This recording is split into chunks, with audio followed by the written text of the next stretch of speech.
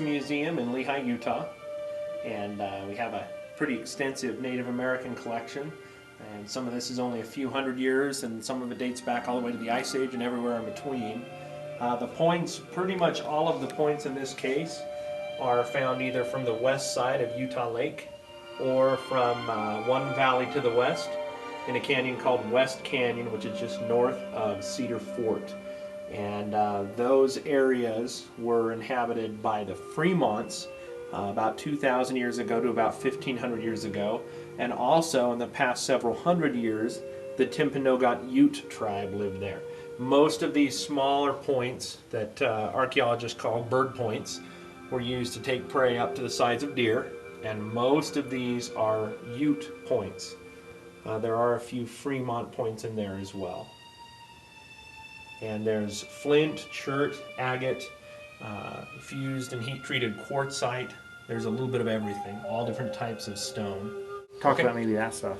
These right here are banner stones, which are basically a weight that is put on an atlatl. This is an atlatl. This is one type of atlatl, which is a weapon that predated the bow but came after just the spear. Now, in the Midwest, the Mississippian, Fort Ancient, Woodland, and all of those cultures in the Mississippi River Valley perfected the art of making banner stones. They'd make them out of slate.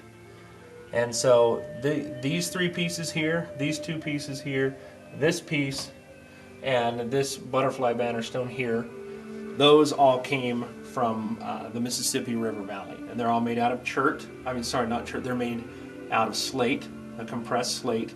And they're drilled out using a piece of river cane in a bow and drill style, and they would use flint dust from chippings from flint, and they would just use that river cane, and to drill out a hole about that big takes about 4 hours. Modern archaeologists have recreated it, and we find at the dig sites the cores from the drilling because they're drilling with river cane, so it's a hollow core.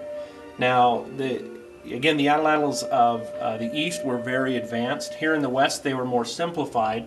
And these banner stones here, this one's from hematite, and this is from a type of slate that can be found here in West Canyon.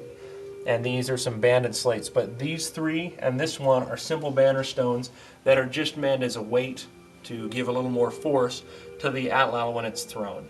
Some of these shapes from the east will actually work as a silencer, and they can actually help the whiplash sound of the atlatl disrupt the airflow so that you can throw the dart silently.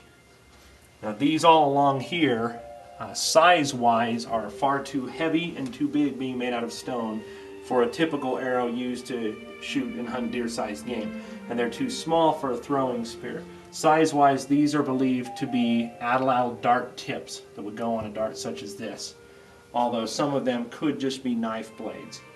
But size-wise, they would have to be knife blades or atlatl dart tips. Tell me about that Clovis. What you know about it? This is one of very few Clovis points ever found in Utah. Clovis points are named after the town of Clovis, New Mexico, where the first one was discovered and described. It's an Ice Age point, a style that's spread across North America, used for hunting large game animals up to the size of woolly mammoths. And as far as we can tell, Clovis points were attached to atlatl darts. And as time went on, the styles changed from the original Clovis points. Okay, go ahead.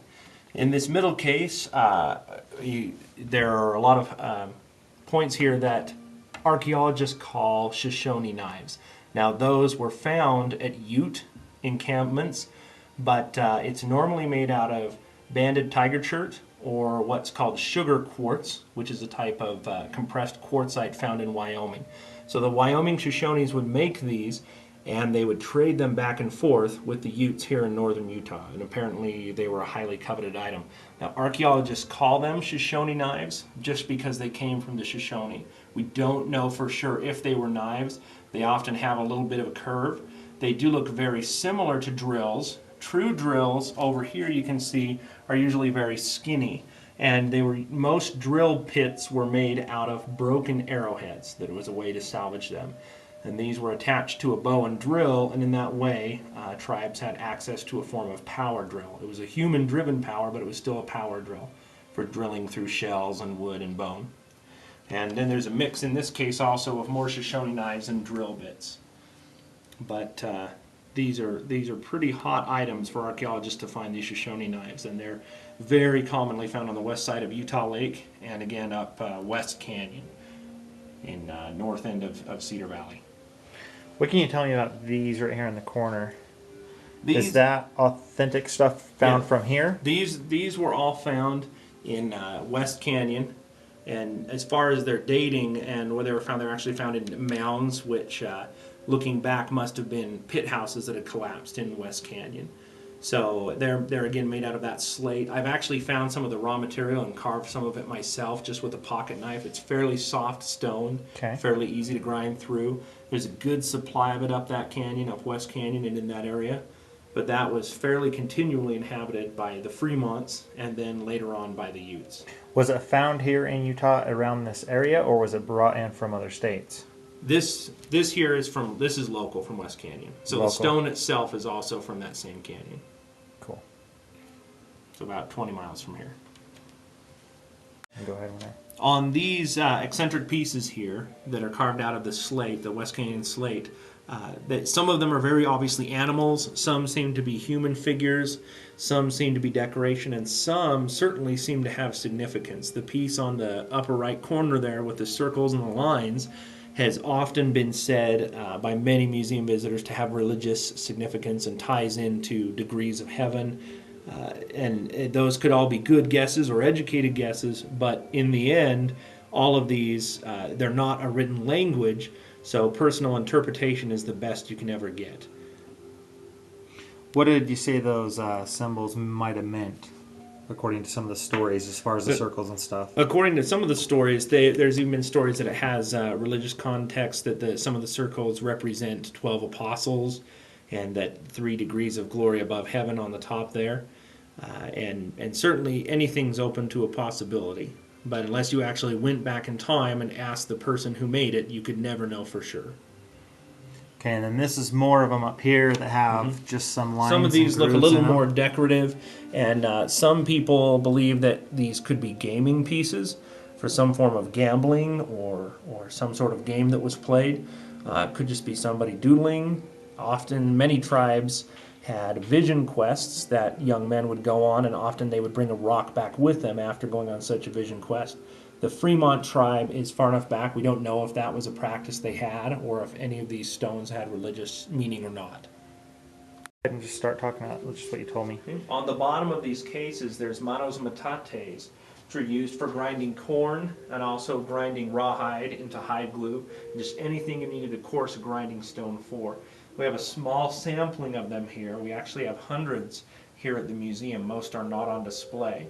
But here locally, around Utah Lake, during the time that the Timpanogos Utes inhabited the area, the Utes actually were out in what is now open water.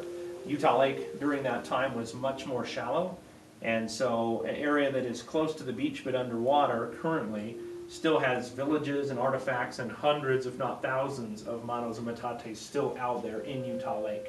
Every winter when Utah Lake freezes over, then as the ice moves and pushes, it often pushes artifacts up onto the beach. And many people in the springtime then, walking along the beach, find arrowheads, find manos and metates, and even human bones.